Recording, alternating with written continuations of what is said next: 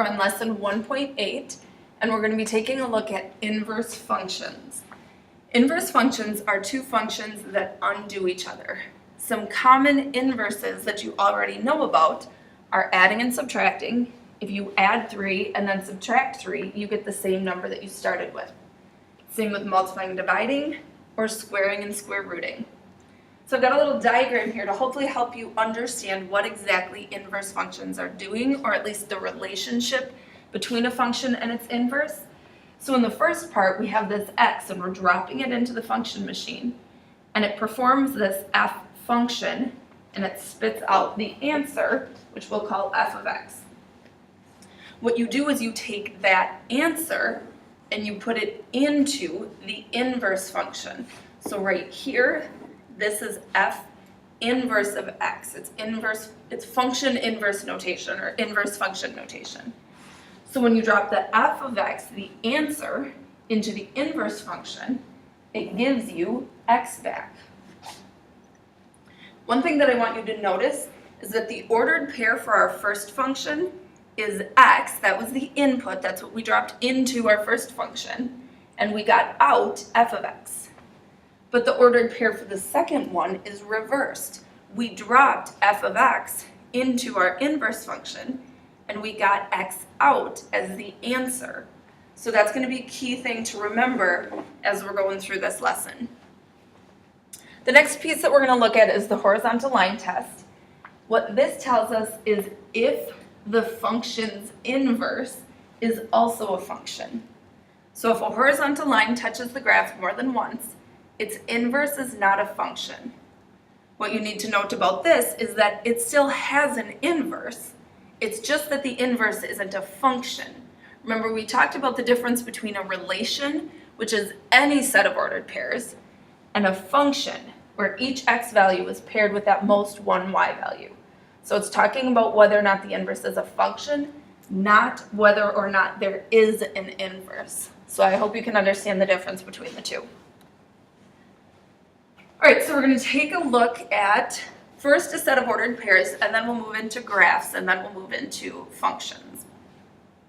So as a little bit of a review, is the relation a function? Looking at each of the x values, none of them repeat. 1, 2, 3, 4. Those are all unique, so yes, we have a function. What is the inverse?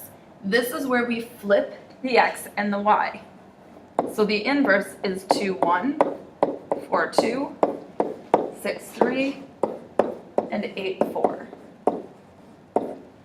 Thinking again about that function machine analogy or symbol that I showed you, the input and the output switched places when you dropped it into the inverse function. Is the inverse a function? So let's take a look at those x values now. Are they unique? 2, 4, 6, 8. Yes, those are all unique, so we have a function. We're going to take a look now at graphically what a function and its inverse looks like. So I'm going to graph the original function in blue, and I'll graph the inverse in green. So we had 1, 2, 2, 4, 3, 6, and 4, 8. That was our original set of ordered pairs. And then the inverse is 2, 1, 4, 2, 6, 3, and 8, 4. So I hope you kind of see a relationship between the two. Let me make it explicit. What happens graphically when you look at a function and its inverse is that they are reflected across the line y equals x. So the x and the y switch places, and they're reflected across that diagonal line through the graph. Next two examples should be relatively quickly. This is asking us to determine if the function has an inverse function, not does it have an inverse. Is the inverse a function?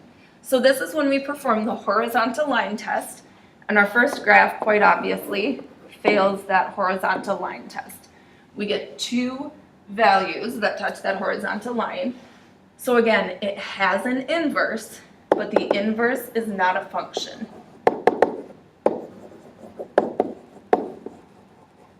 In fact, real quickly, let me graph that inverse function for you. So here's the line y equals x. So that first red bar is going to stay where it is, and the second one is going to flip this way. So this is the inverse, and of course it fails the vertical line test, so it's not a function. Looking at our second one, we've got a line. It does not fail the horizontal line test. I could put a bunch of horizontal lines across this graph. None of them would touch it more than once. So yes, the inverse is a function.